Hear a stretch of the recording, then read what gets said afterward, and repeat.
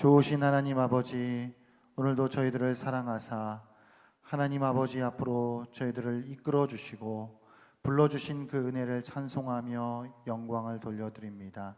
주님, 우리의 찬송과 경배를 주님 홀로 받으시고 오늘도 우리 가운데 임재하여 주시어서 하나님의 한량없는 그 은혜를 부어 주시옵소서.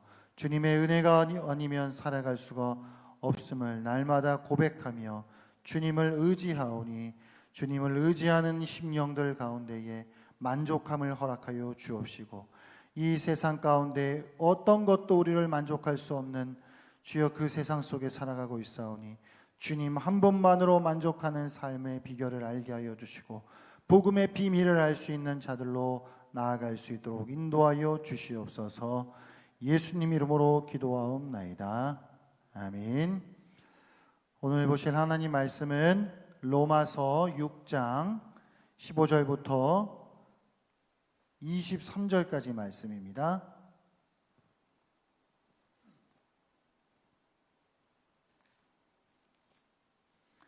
로마서 6장 15절부터 23절까지 말씀 교독하겠습니다. 신약성경 247쪽에 있습니다.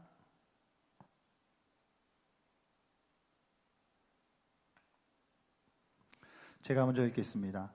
그런즉 어찌하리요? 우리가 법 아래에 있지 아니하고 은혜 아래에 있으니 죄를 지으리요? 그럴 수 없느니라.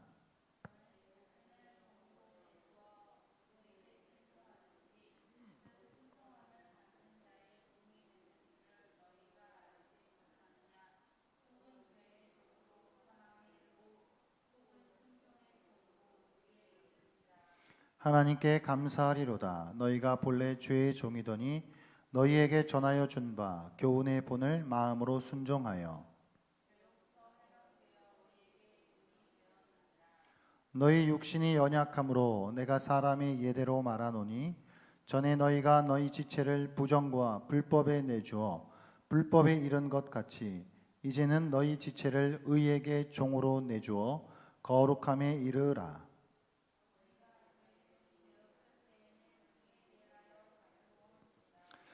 너희가 그때 무슨 열매를 얻었느냐? 이제는 너희가 그 일을 부끄러워하나니 이는 그 마지막이 사망임이라.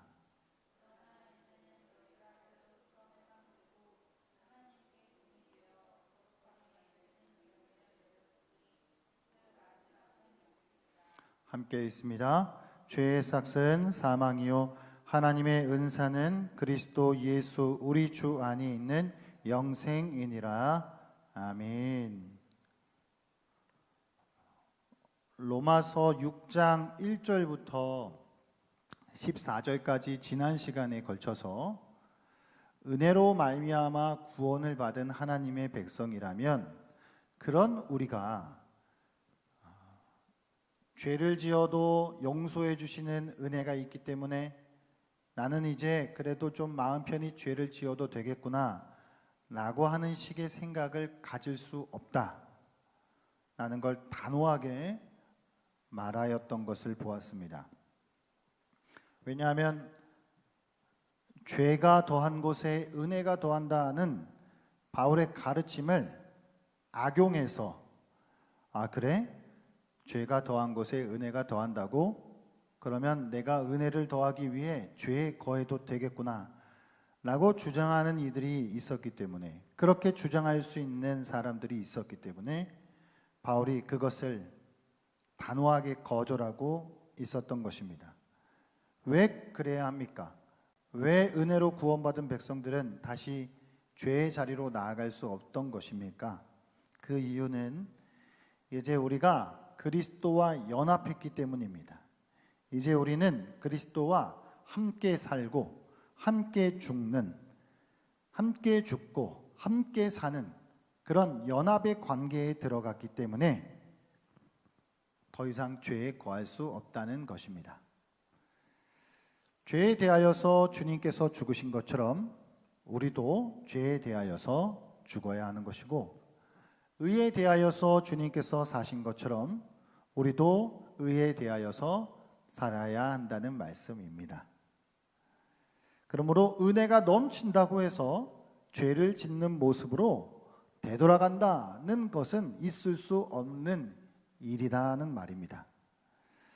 우리는 이제 그리스도와 관계를 맺을 것인지 아니면 그냥 계속해서 죄와 관계를 맺고 있을 것인지 그 둘 중 하나를 선택해야만 하는 것입니다.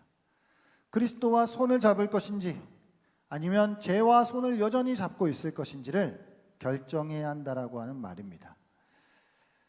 그리스도와 연합된 자들에 대하여서 이제 앞부분에서 이제 이야기를 하고 나서 이제 오늘 15절부터 마지막 절까지는 그 내용의 핵심은 종이라고 하는 개념입니다. 종, 노예, 슬레이브, 헬라어로 둘로스라고 하는 건데 이 종이라고 하는 개념을 가지고 와서 이제 사도 바울이 우리가 왜 죄를 더 이상 지을 수 없는지, 하나님이 내가 죄를 많이 지어도 다 용서해 줄 것은 맞고 내가 죄를 많이 지으면 지을수록 또 하나님께서 주시는 은혜가 클 것도 맞는데 그렇다라고 해서 어찌 더 이상 죄를 지을 수 없는지에 대한 이유 두 번째, 우리가 의의 종이 되었기 때문이다. 이제 종이라고 하는 개념, 종 개념을 들어서 우리가 죄를 더 이상 지을 수 없는 이유에 대해 또 구체적으로 설명해 주고 있는 것입니다. 누구에게 속해 있느냐라고 하는 문제죠. 예속에 관한 문제입니다. 누구에게 종속이 되었느냐라고 하는 것이죠. 둘 중 하나다라고 하는 것입니다. 죄의 종이 될 것이냐 아니면 의의 종이 될 것이냐. 그러니까 선택지는 두 개밖에 없는 것입니다. 요 종에 대한 개념, 이제 뭔가 내가 누군가의 지배를 받고 있다라고 하는 개념이죠. 요거는 사실 6장에서 12절부터 이제 이미 조금 예고가 되어 왔습니다. 죄의 지배 아래 있을 것이냐, 은혜의 지배 아래 있을 것이냐. 결국 이거는 죄의 종이 될 것이냐, 아니면 의의 종, 은혜의 종이 될 것이냐라고 하는 그런 이야기이거든요. 그래서 오늘은 이제 종이라고 하는 개념에 대하여서 함께 살펴보면서 우리가 왜 이렇게 더 이상 죄 가운데 거할 수 없는지를 함께 생각해 보도록 하겠습니다. 15절을 보게 되면 1절이랑 내용이 비슷해요. 겹쳐 있습니다. 6장 1절은 어떻죠? 그런즉 우리가 무슨 말을 하리요? 은혜를 더하게 하려고 죄에 거하겠느냐? 그렇게 물었거든요. 15절도 비슷합니다. 그런즉 어찌하리요? 우리가 법 아래에 있지 아니하고 은혜 아래에 있으니 죄를 지으리요? 그럴 수 없느니라. 이제 질문이 좀 비슷하죠. 살짝 말만 바뀌었지 내용은 똑같다고 볼 수 있습니다. 이제 15절에서 우리가 법 아래에 있고 법 아래에 있지 않고 은혜 아래에 있다라고 말하고 있거든요. 그거는 앞부분 14절 로마서 6장 14절이랑 이어지는 부분입니다. 14절은 무엇이죠? 같이 한번 14절 말씀을 읽어보겠습니다. 시작. 죄가 너희를 주장하지 못하리니 이는 너희가 법 아래에 있지 아니하고 은혜 아래에 있음이라. 아멘. 그러니까 법 아래에 있지 않고 은혜 아래에 있다라고 하는 걸 14절에서 말하고 나서 15절로 내려오면서 그러면 이제 어떻게 할 거냐?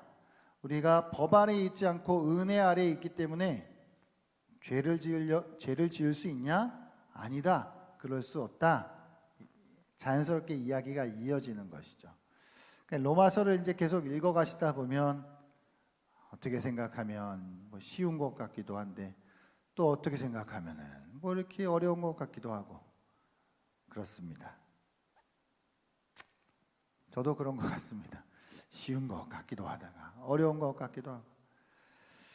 자, 그럼 이제 15절에서 법 아래에 있는 것과 은혜 아래에 있는 것에 대한 좀 생각을 좀 해보도록 할게요.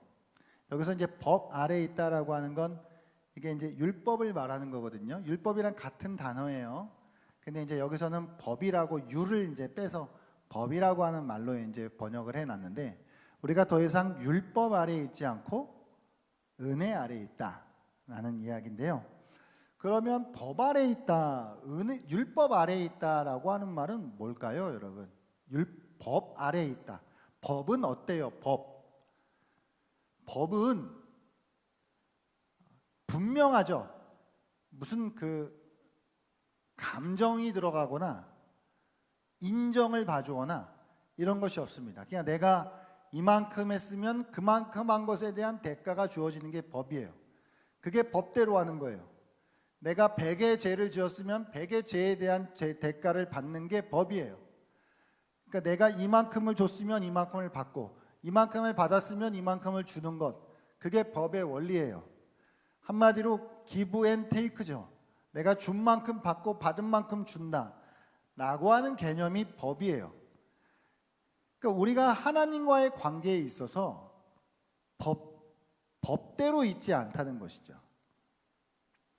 법은 일종의 여러분 거래죠.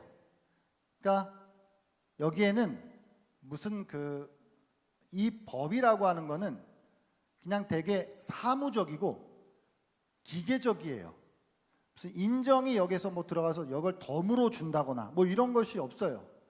그냥 딱딱딱 떨어지게 되어 있어요. 법대로 한다는 이야기는, 법 아래에 있다는 이야기는 그냥 기계적인 거예요. 딱 산술적으로 딱딱딱 떨어지게 무로 썰듯 그렇게 잘라져야 하는 것이 법대로 해야 되는 것이거든요. 그러니까 하나님과 내가 법대로 있다라고 하면은 내가 하나님한테 이만큼 했으니까 하나님도 나한테 이만큼 해주셔야 되는 거고, 하나님이 나한테 요만큼만 해주셨으면 나도 하나님한테 요만큼만 하는 거고, 이런 일종의 거래거든요. 그러니까 이제 우리는 그런 일종의 거래와 같은 방식으로 있지 않다는 거예요. 그러니까 하나님과 그렇게 법적인 관계로 있지 않다는 이야기예요. give and take가 아니라고 하는 이야기죠. 만일 give and take로 따진다라고 한다면 하나님 앞에서 누구도 정당하게 맞설 수 없는 것이죠. 고개를 들 수 없는 것이죠. 그것이 우리의 현실인 것입니다. 그런데 은혜 아래에 있다라고 하는 건 뭘까요? 은혜 아래에 있다라고 하는 건 인정이 들어가게 되는 거죠. 이제 여기서는 눈 감아주는 것이 가능해요. 그냥 없던 일로 치는 게 가능하고요. 내가 요만큼을 줬더라도 이만큼을 받는 것이 되는 거예요. 내가 이만큼을 받았지만 더 많은 것을 줄 수도 있는 것이죠. 이제 이게 은혜의 시스템 속에 들어가는 거거든요. 그러니까 하나님과 우리는 이제 법이 아니라 은혜라고 하는 시스템의 관계가 되었다라고 하는 이야기를 하고 있는 것이거든요. 그러니까 막 은혜 아래에 있게 되면 그렇게 따지지 않아요. 야, 내가 분명히 너 요만큼 했는데 너 왜 나한테 요만큼 해? 이렇게 따지지 않는다고요. 은혜는 그냥 내가 비록 요만큼 했다 할지라도 그래, 내가 이번엔 더 많이 할게 라고 할 수 있는 것, 그게 은혜죠. 다시 말해서 은혜는 인격적인 대우예요. 인격적인 대우. 여러분, 우리가 신앙생활하면 하나님이 인격적이신 분이시다라고 하는 말을 하잖아요. 그럼 거기서 하나님이 인격적이신 분이시다, 우리를 인격적으로 대하신다라고 하는 말을 우리가 좀 잘 이해할 필요가 있습니다. 인격적이라고 하는 건 하나님이 우리를 하나하나 따지지 않고, 비록 실수하고 넘어지지만 그럼에도 불구하고 손잡아 주시는 것이고, 우리가 여전히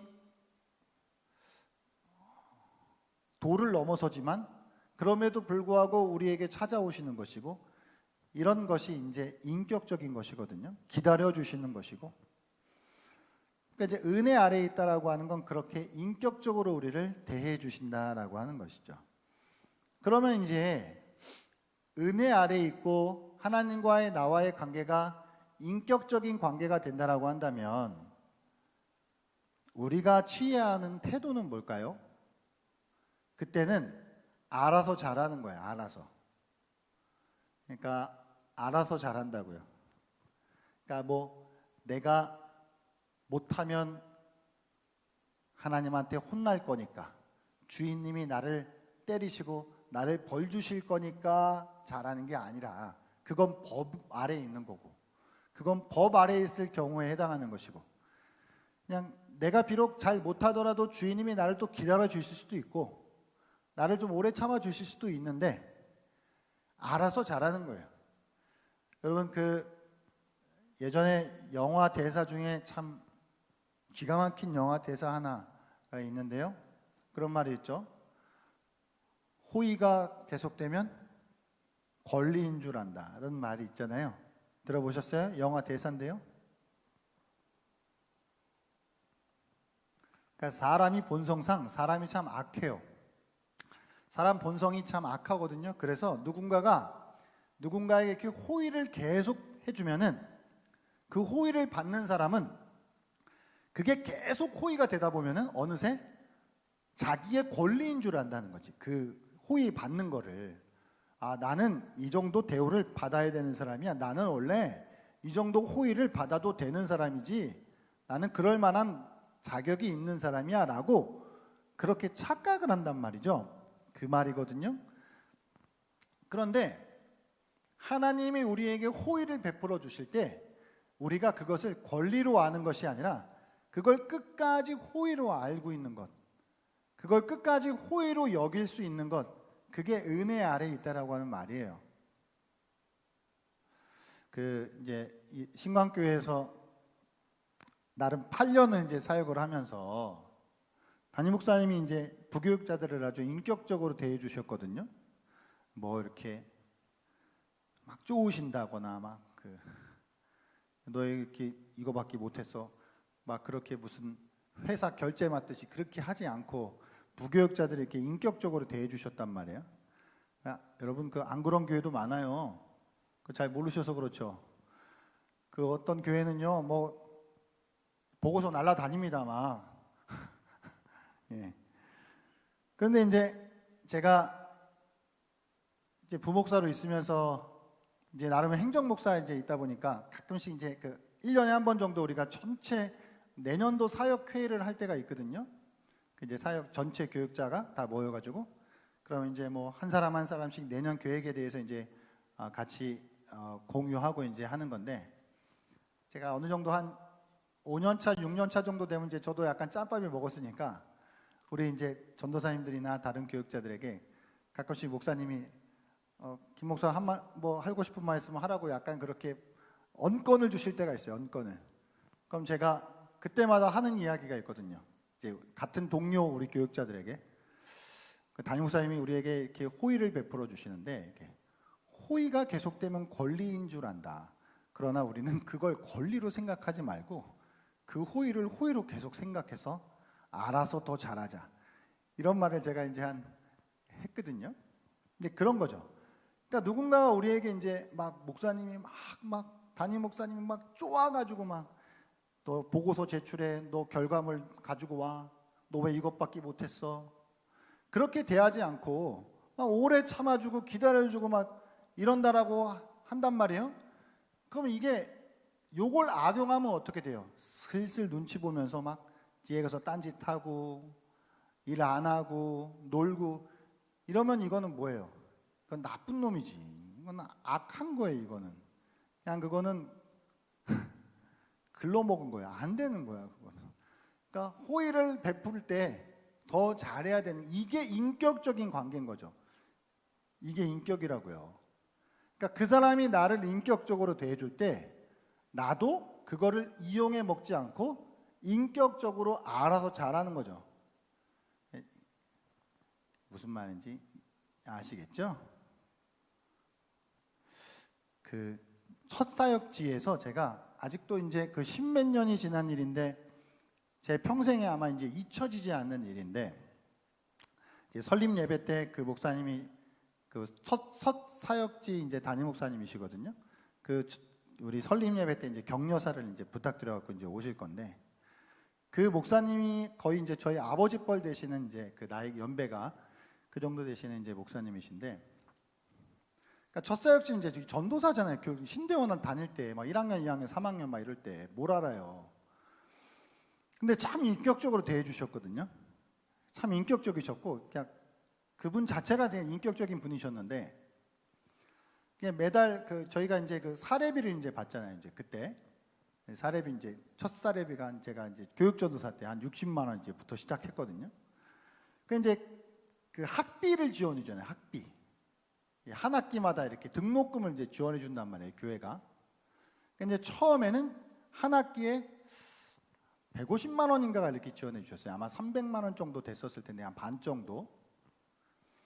그런데 3학년 때였나? 3학년 1학기 때였나? 이제 저희는 이제 목사님이 직접 그거를 이제 그 목양시에서 저희들한테 이렇게 직접 불러가지고 이렇게 주셨거든요. 그 어느 날 이제 목사님이 또 등록금 이제 그 나와가지고 이제 부른 거예요. 김 전도사님 올라오라고. 그래갖고 등록금을 이제 딱 받으러 올라갔죠. 근데 주시면서 그 50만 원이 올랐대. 200만 원이래. 근데 200만 원이 중요한 게 아니고 그때 담임 목사님이 하셨던 그 멘트 한마디가 그냥 저한테는 그 평생 잊지 못할 멘트인데 그 50만 원 지금 오른 것만으로도 제게는 참 크잖아요. 150만 원 주다가 200만 원을 지원해 준다네. 참 고맙고 감사하잖아요. 그런데 그 담임 목사님 하셨던 말이 김 전도사님 미안합니다. 내가 다 올려주려고 그러는데 그러지 못했다고. 50만 원밖에 못 올려줬다고 그러면서 미안하다고 그러면서 저한테 그걸 주시는 거예요. 제가 그때 참 이거구나. 그러니까 이제 그때 이후에 이제 충성된 마음이 이게 막 이제 생기는 거지. 난 이제 충성해야 되겠다. 그러니까 이제 그런 어떤 인격적으로 날 대해 주니까 내가 거기서 나도 나의 것을 부어야 되겠구나라고 하는 이제 생각들이. 제가 이 에피소드는 이야기할 때마다 약간 눈물이 날라 그래. 이거는 그땐 저한테는 너무 그것이 담임 목사님 굳이 나한테 미안하다는 말을 왜 하지? 아니 50만 원씩이나 올려줬으면 그냥 예를 들어 어떤 분들은 야 내가 이번에 50만 원 올려줬다 잘해라 막 이렇게 줄 수도 있는 거잖아. 근데 그걸 진심으로 나한테 미안해 하시면서 주시는 거예요. 그럼 열심히 해야 되는 거지 그러면. 그죠? 그러니까 이제 이런 거죠. 그러니까 인격으로 대할 때 우리가 같이 하나님이 우리를 그렇게 대하신다고 이제는요. 은혜로. 그러면 더 이상 우리가 어떻게 죄를 지을 수 있냐는 말이죠. 그러니까 여기서 하나님이 나를 은혜로 대하시니까 하나님이 또 못 본 척 해주실 거고 좀 죄를 지어도 넘어가 주실 거고 이렇게 사고가 흘러가는 건 이건 글러먹은 거지. 그렇게 흘러갈 수가 없는 거죠. 그렇죠? 그거는 은혜를 욕되게 하는 것이잖아요. 하나님이 나와의 관계를 전면적으로 부정하는 거잖아요. 그거는. 그러니까 지금 사도 바울이 우리가 어떻게 더 이상 죄를 지을 수 없냐라고 하는 말을 하나님과 나와의 관계가 지금 은혜에 놓여 있다. 은혜 아래 있다. 하나님과 나는 이제 인격적인 관계가 된 것이다. 라고 하는 말을 통해서 우리는 더 이상 예전에 죄를 짓던 그 삶으로 돌아갈 수도 없고 돌아가서도 안 된다. 이 말을 하고 있는 것이거든요. 그렇습니다. 그래서 죄를 지을 수 있으리요 하면서 그럴 수 없다. 그거는 말이 안 된다.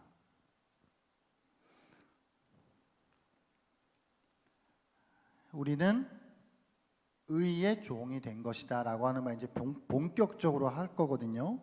이제 16절로 넘어가면 이제 종이라고 하는 개념이 이제 본격적으로 나오게 됩니다. 16절 말씀을 같이 한번 읽어보겠습니다. 시작. 너희 자신을 종으로 내주어 누구에게 순종하든지 그 순종함을 받는 자의 종이 되는 줄 너희가 알지 못하느냐? 혹은 죄의 종으로 사망에 이르고 혹은 순종의 종으로 의에 이르느니라. 아멘.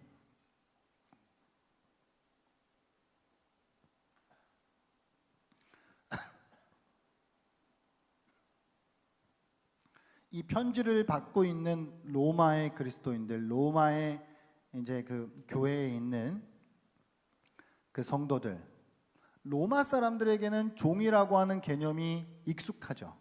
그러니까 로마의 노예 제도는 이제 익숙한 제도예요. 그러니까 지금 사도 바울이 그들에게 익숙한 개념을 가지고 온 거예요. 왜냐하면 좀 설명을 쉽게 알아듣게 해주려고. 그래서 그들에게 종, 노예, 그런 건데 라고 하는 걸 딱 떠올릴 수 있게 그 단어를 가지고 와서 우리가 어떻게 죄의 종이 되지 말고 의의 종이 되어야 하는지 그 설명을 이제 해주고 있는 것입니다. 로마 같은 경우는 당시에 뭐 어떤 기록에 의하니까 로마의 한 3분의 1 정도가 노예였다라고 말할 정도로 노예가 매우 이렇게 흔했단 말이에요. 근데 많은 경우에 노예는, 종은 전쟁 같은 데서 이제 포로로 끌려올 경우에 노예가 되거나 아니면 시장에서 이제 팔려온 경우에 그런 어떤 종들이 되거나 그런 경우가 이제 일반적이었고, 어떤 특별한 경우에는 자기가 자발적으로 종이 되는 경우들도 있어요. 그러니까 정말 먹을 것이 없어서, 정말 이러다간 죽을 것 같아서 어떤 그 사람이 다른 누군가의 종 밑으로 종으로 이제 들어가는 일들도 간혹 있었다고 해요. 근데 이제 이게 자기가 스스로 누군가의 종이 된다라고 하는 개념은 익숙하지 않은 개념인데, 지금 사도 바울이 그렇게 자기가 스스로 의의 종으로 들어간다라고 하는 그 이야기를 이제 하고 있는 것이거든요. 종의 사명은 뭘까요? 종의 사명. 종의 사명은 순종이죠. 종은 뭐 하는 사람이에요? 순종하는 사람이에요. 종은 자기의 의견을 뭐 피력한다거나 뭐 자기의 주장을 막 큰 소리로 외친다거나 이렇게 할 수 없고, 그냥 그 주인이 시키는 일을 따르는 것, 이게 종의 사명이거든요. 주인에게 순종을 드리는 것, 이게 종이에요. 그러니까 지금 죄의 종은 죄에게 순종하는 것이고, 의의 종은 의에게 순종하는 거예요. 다른 것이 없어요. 종은 순종이냐 불순종이냐 둘 중 하나예요. 그런데 오늘 이 16절 말씀을 잘 보게 되면 여러분, 혹은 이렇게 나와 있죠. 혹은 죄의 종으로 사망에 이르고 혹은 순종의 종으로 의에 이르느니라. 여러분 이 말을 읽어보세요. 요거 한번 두세 번 읽어보세요. 죄의 종으로 사망에 이른다, 순종의 종으로 의에 이른다 그래요. 이 말이 지금 맞나요? 잘 어울리나요? 잘 어울리지 않아요. 왜 잘 어울리지 않아요? 자, 죄의 종으로 사망에 이른다는 말이 있어요. 죄의 종으로 사망에 이른다 라는 말에 이게 연결이 되려면, 병행 부르고 연결이 되려면 죄의 종이랑 맞는 말은 뭐예요? 의의 종이 되는 거고, 사망에 이른다라고 하는 말이랑 맞는 건 뭐가 돼야 돼요? 생명에 이른다는 말이 나와야 돼. 그러니까 죄의 종으로 사망에 이른다라고 했으면 그 다음은 의의 종으로 생명에 이른다라고 하는 말이 맞다고요. 제가 우기는 거 아니죠? 맞죠? 근데 지금 사도 바울은 뭐라고 얘기해요? 순종의 종으로 의에 이른다. 약간 어색해요. 그럼 이유가 있겠죠.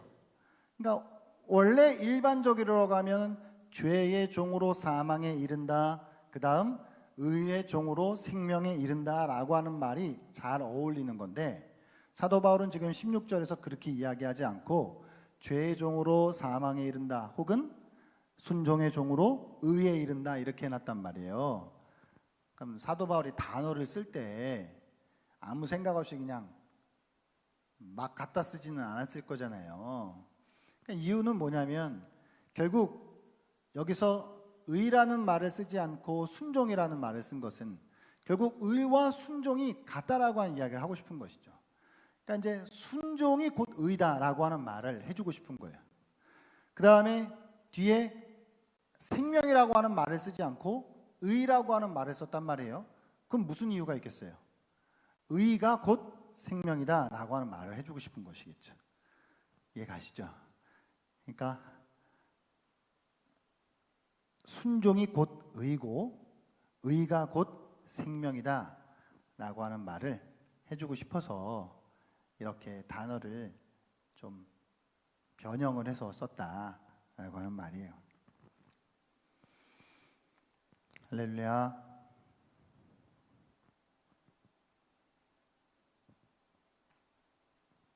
이제 17절, 18절은 뭘 이야기하고 있냐면요.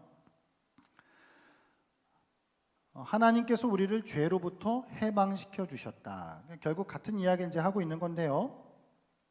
죄의 지배에서 벗어나 의의 지배에 있게 되었다. 이제는 의의 종이 된 것이다 라는 그 말이거든요. 죄로부터 해방이 되어서 의가 되었다. 의의 종이 되었다. 그러니까 결국은 둘 중 하나만 우리가 선택할 수 있는 길이다. 죄의 종이 될 것이냐 아니면 의의 종이 될 것이냐, 둘 중 하나만 우리의 선택지가 되어야 된다는 말이에요. 이제 우리가 의의 종으로 간다라고 하는 이야기는 죄의 길을 버리고 의의 길을 간다는 이야기인데, 이거를 우리가 이제 신앙적인 단어로 표현하면 회심이 되는 거죠. 회심. 여러분, 회심이라고 하는 것, 우리가 돌이킨다라고 하는 것이죠. 그러니까 회심은 이제 회개라고도 말할게요. 이제 회개는 그냥 하나님 제가 잘못했습니다. 하나님 저는 죄인입니다. 이렇게 간단한 것은 아니에요. 회심은 우리가 진실로 하나님 앞에서 온전한 회심이 일어나기 위해선 사람이 지정의가 있단 말이에요. 그럼 지정의라고 하는 이 사람의 전 인격 안에서 그 회심이 일어나야 돼요. 그러니까 지는 뭐예요? 쥐. 이게 아는 거잖아요. 지식.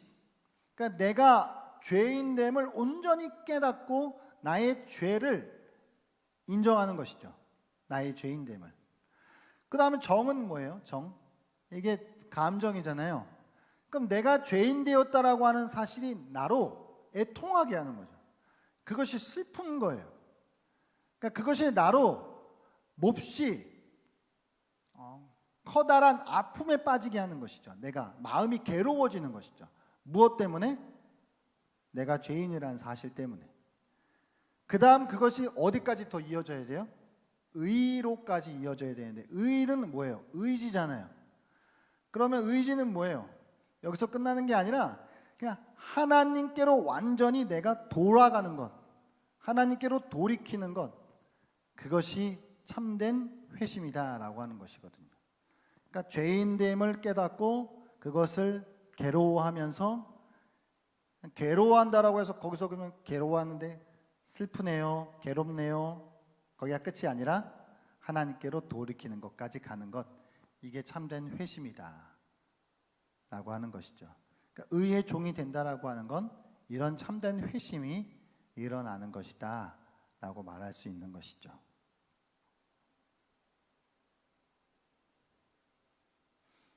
그러니까 우리가 회개할 때 보통 어디서 잘 머물러요? 감정에서는 그래도 하나님 제가 죄인입니다. 하나님 저를 불쌍히 여겨 주십시오라고 그렇게까지 감정으로 괴로워하는 것까지는 그래도 잘 갈 수 있는데, 우리가 완전히 돌이켜 하나님께로 나아가는 것까지는 잘 못 가는 것 같아요. 그러나 의의 종이 된다는 건 우리가 지정의가 온전히 하나님께로 돌이킨다라고 하는 것이라고 하는 사실을 우리가 잊지 말아야 할 것입니다. 이제 19절로 넘어가면서 너희 육신이 연약함으로 내가 사람의 예대로 말한다. 그러니까 너희가 좀 잘 알아듣게 쉽게 내가 얘기해 줄게 라고 하는 말이거든요. 종의 개념을 들어서 내가 그래서 이렇게 설명하는 거야. 너희가 잘 못 알아들을까 봐 종이라고 하는 개념을 내가 지금 가지고 와서 설명해 주는 것이야 라고 하는 말이거든요. 그동안 전에라고 이제 하잖아요. 전에 너희가 너희 지체를 부정과 불법에 내주어 불법에 이른 것 같이 이제는, 이제 전에라고 하는 말과 이제는이라고 하는 말이 지금 중요하죠.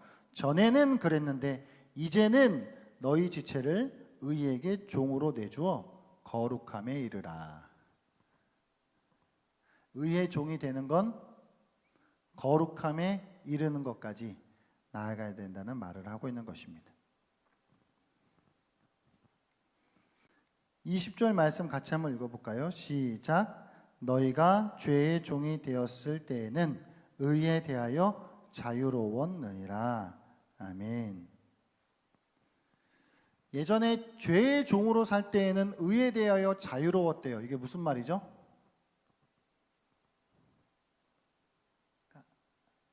죄의 종일 때는 자유했어요. 뭐에 대해 자유했냐면 의에 대해서 자유했어요.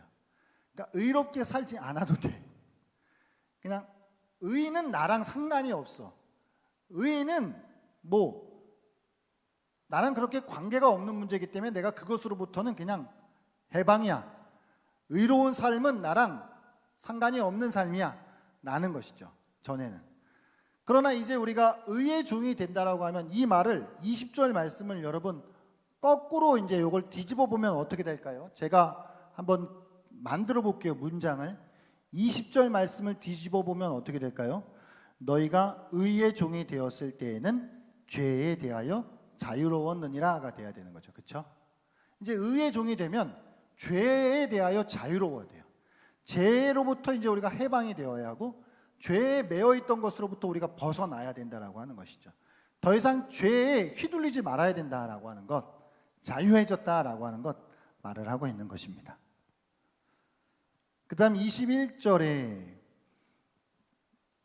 같이 보면 너희가 그때 무슨 열매를 얻었느냐 이제는 너희가 그 일을 부끄러워하나니 이는 그 마지막이 사망임이니라. 그러니까 무슨 열매를 얻었느냐 그때라고 하는 건 뭐래요? 전에요. 전에 죄의 종이었을 때. 죄의 종이었을 때는 무슨 열매를 얻었죠? 부끄러운 열매를 얻은 거예요. 그리고 그 부끄러운 열매의 마지막은 사망인 거예요. 그러니까 온통 죄다 부끄러운 일만 했던 것이죠.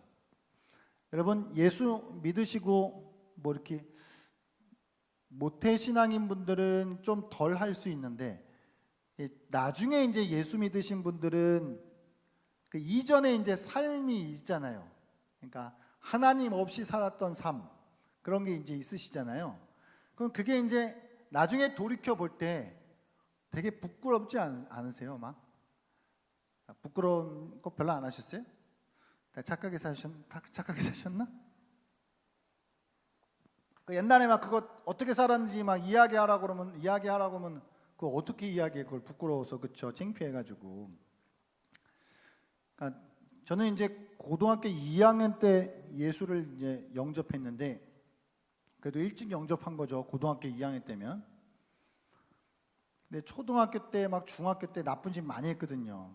그러니까 나쁜 짓이 이제 애들 많이 괴롭혔거든요. 애들 지금 그 학폭 그거 지금 만약에 이렇게 신고되면 저 아마 잡혀갈 거예요. 웃으면서 할 얘기는 아닌데 좋아하시는 것 같아요. 그래갖고 예수를 믿고 제가 하나님 앞에 은혜를 받고 났는데 그 옛날에 막 괴롭혔던 애들 그 이렇게 얼굴이 이렇게 떠오르잖아요, 막. 근데 이제 막 목사님들, 전도사님들이 회개하면 하나님이 우리의 죄를 용서해 주신대. 그 이제 얘기를 들어서 하나님, 제가 정말 옛날에 잘못 많이 했는데요. 그 괴롭혔던 애들 정말 회개를 이렇게 하는데 한 번 회개 하나님 안 용서해 주실 것 같은 거예요. 그래서 제가 진심으로 울며 한 3번을 회개했던 이제 그런 어떤 옛날 그 어떤 잘못들이 이제 있는데 그게 그만큼 이제 이렇게 부끄러운 거죠. 그러니까 내가 그거는 도저히 이거 용서해 주셨을까? 이제 또 이게 무슨 그렇게 어린애가 초등학생밖에 안 된 게 뭔 그렇게 나쁜 짓을 많이 해가지고 넌 그러냐 그렇게 또 물어보신다면은 제가 얘기해 드릴 수는 없겠지만 어쨌든 그러니까 이제 우리가 은혜를 받는다는 건 뭐예요? 옛날에 내가 행했던 것들이 이제 부끄러워지는 것이죠. 하나님이 없이 살았던 나의 삶의 모습들이 이제 부끄러워져야 마땅하다라고 하는 이야기를 지금 바울이 하고 있는 것이죠. 예전의 삶이 부끄러워져야 하는 것이 맞습니다. 할렐루야. 다시 돌아가지 말아야 되는 삶이 맞습니다. 쳐다도 보지 말아야 되는 것이 맞습니다. 아멘. 마지막으로 이제 23절 말씀을 같이 한번 읽어보고 마칠게요. 같이 한번 읽어보겠습니다. 시작. 죄의 싹은 사망이요 하나님의 은사는 그리스도 예수 우리 주 안에 있는 영생이니라. 아멘. 그러니까 이제 여러분 이 말씀만 보고 이제 마칠 텐데요. 그러니까 성경을 이제 여러분 읽으실 때 아마 그러니까 우리가 통독하거나 집에서 이제 성경을 읽으실 때는 잘 자세히 막 따지면서 읽지는 않잖아요. 근데 이제 지금 요 말씀 23절 말씀도 조금만 따지면서 읽어보시면 약간 어색한 게 있어요. 아까 죄의 종의 결과가 이제 사망이다. 순종의 종은 의이다라고 했던 것도 약간 어색한 거거든요. 근데 지금 23절에서도 약간 어색한 게 있어요. 그러니까 문맥상 단어가 적합하지 않은 단어를 쓴 거예요. 자, 보세요. 죄의 싹은 사망이에요. 그러면 하나님의 은사는 영생이에요. 그게 이제 두 개가 딱 이어져요. 두 문장이 A 문장 죄의 싹은 사망이다. B 문장 뭐예요? 하나님의 은사는 영생이다. 이게 딱 A와 B 문장이에요. 그럼 A 문장에서 죄의 싹이라 그랬어요. 싹은 뭐예요? 대가예요. 죄의 대가는 사망이에요. 그런데 하나님의 은사는 영생이에요. 이게 원래대로라면 맞지 않잖아. 뭐라고 나가야 돼 그러면? 죄의 싹은 사망이다 그랬으면 하나님의 싹은 영생이라고 해야죠. 아니에요? 제가 우기는 거예요 지금? 아니면 의의 싹은 영생이라고 하든가. 그죠? 맞죠? 근데 의든 하나님이든 그거는 크게 상관없어. 어차피 의가 하나님이고 하나님이 의니까. 근데 이제 앞에는 삭시라고 해놓고 뒤에는 은사라고 해놨어. 이거 안 맞는 거잖아요. 제가 우기는 거 아니잖아요 제가 지금. 그럼 이유가 있을 거란 말이죠. 무슨 이유예요? 죄의 대가는 사망인데 죄는 그냥 마땅히 받을 대가인 거예요. 그러니까 우리가 사망으로 가는 거는 우리가 원래 가야 하는 길을 가는 거예요. 그게 우리의 결과고 우리의 그냥 그 운명이에요. 그런데 영생으로 간다라고 하는 건 대가가 아니에요. 그건 싹시 아니라고. 그건 은사라고. 그건 선물이라고. 그 이야기를 하려고 하는 거예요. 로마서에서. 죄의 대가는 사망인데요. 그건 우리의 운명이거든요. 그런데 그러면 내가 의의 대가, 내가 의를 행했으니까 의에 대한 대가로 영생을 얻는다는 말이 안 맞는다고. 그래서 의의 대가라고 하지 않고 의의 은사, 하나님의 은사다라고 하는 말을 쓴 거예요. 그러니까 선물이니까. 그러니까 선물은 뭐니까? 선물은 은혜니까. 그러니까 우리의 영생은 은혜다라고 하는 그 로마서 전체의 이 중요한 그 핵심을 계속 담아내고 있는 것이죠. 할렐루야. 오늘 이 말씀을 통해서 우리가 어떻게 죄를 다시 지을 수 있어요? 우리가 은혜를 받았다라고 해서 죄가 은혜를 좀 더 드러나게 해준다 한들 그런 식으로 생각할 수 없다라고 하는 이야기죠. 그건 아주 나쁜 생각이라고. 하나님이 우리를 인격적으로 대우해 주신다고 해야지. 하나님과 나와의 관계는 은혜의 관계가 되었다라고 하는 것이죠.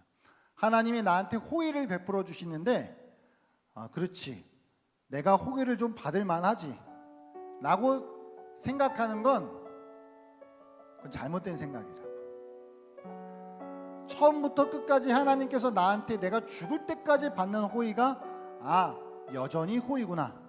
그건 여전히 하나님의 자비하심과 하나님의 인애구나. 그게 이제 성경이 이야기하는 헤세드거든요. 이제 그런 은혜를 받고 그런 인격적인 대우를, 인격적인 호의를 우리가 이제 받은 사람들이 되었다라고 한다면 알아서 잘해야지. 알아서 딴짓거리 하려고 이제 어떻게든 빈틈을 비집고 들어가서 막 그걸 이용해 먹으려고 하는 생각하지 말고 하나님 날 이렇게 대해 주시는구나. 그러면 내가 알아서 잘해야 되는구나. 알아서. 그러니까 이게 정상적인 이게 과정이라는 이야기. 이게 정상적인 과정. 그러니까 이제 여러분, 우리가 알아서 잘 알아더라도 하나님은 우리에게 그렇다고 해서 뭐 우리를 막 어떻게 막 이렇게 막 때리신다거나 한순간에 막 벼랑간에 막 벼락을 내리신다거나 그러시진 않죠. 그럼 누가 살겠어요? 여전히 하나님 오래 참으시고 인격적으로 우리를 설득하시고 기다려 주실 거예요.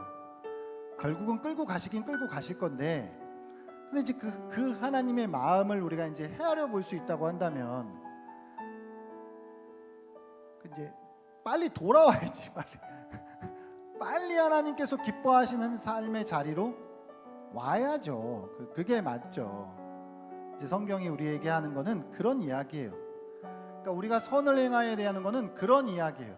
뭐 선을 행해서 구원을 받는다라고 하는 그런 이야기가 아니라, 하나님의 은혜가 이러니까 선을 행할 수밖에 없고, 하나님의 은혜가 이러니까 의로운 삶, 거룩한 삶을 살아갈 수밖에 없다.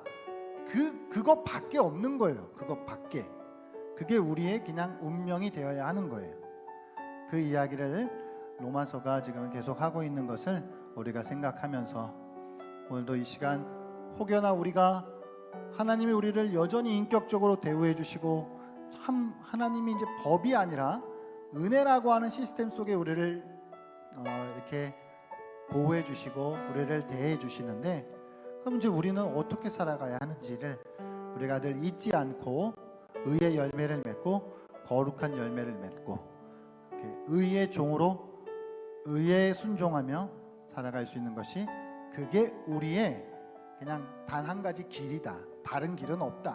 그 길만 길이다 라고 하는 걸 생각하면서 또 나아갈 수 있는 저와 여러분 되기를 원합니다. 할렐루야. 같이 한번 오늘 또 말씀을 생각하면서 같이 한번 기도하실 때,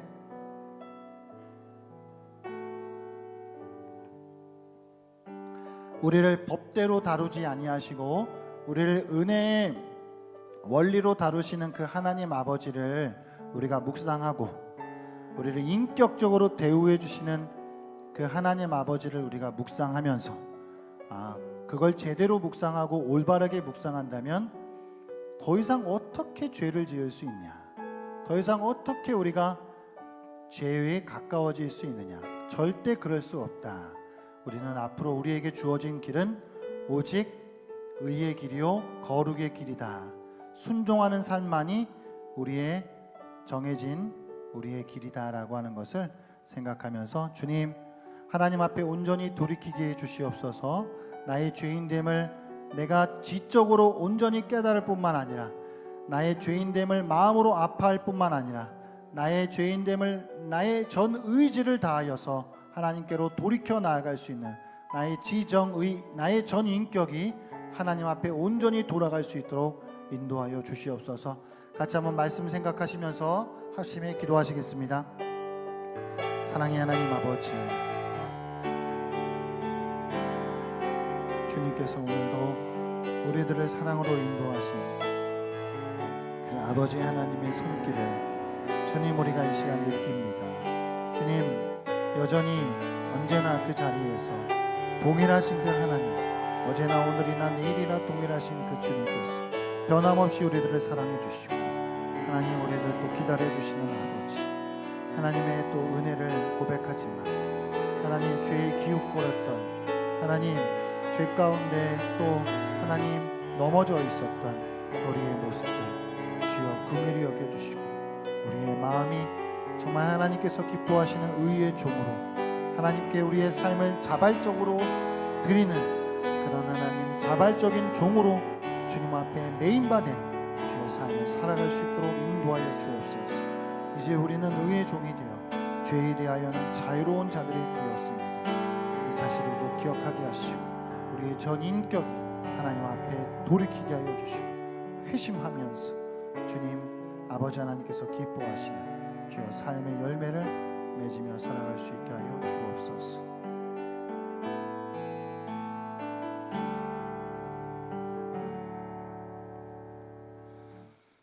참 좋으신 하나님 아버지, 오늘도 우리들을 사랑하시는 주님의 그 사랑을 느끼기를 원합니다. 우리를 언제나 인격적으로 대우해 주시고 참으시고 오래 기다려 주시는 하나님의 하나님 되심을 우리로 더욱 알게 하여 주시옵소서.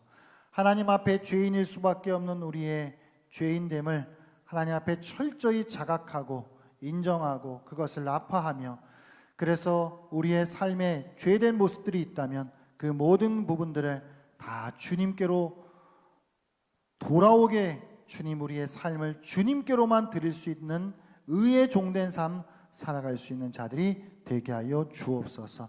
하나님, 이제는 우리가 법 아래에 있지 않습니다. 은혜 아래에 있는 자들이 되었습니다. 하나님, 알아서 자라게 하시고 하나님이 기뻐하시는 삶이 무엇인지를 연구하게 하시고, 하나님이 무엇을 좋아하실지, 하나님이 어떻게 우리가 살아가면 하나님께서 정말 기뻐하실지, 그것을 또 우리가 탐구하면서 주님의 기쁨의 삶을 살아가는 우리 모두가 될 수 있도록 은혜를 허락하여 주옵소서. 주님, 의의 거룩한 열매를 맺기를 원합니다. 주님, 하나님의 은사로 영생을 받은 자들로서 그런 자들답게 살아갈 수 있기를 원하오니 오늘도 주의 은혜로 충만하게 하여 주시고 우리의 전 삶이 하나님의 은혜로만 충만한 삶이 되게 하여 주시옵소서.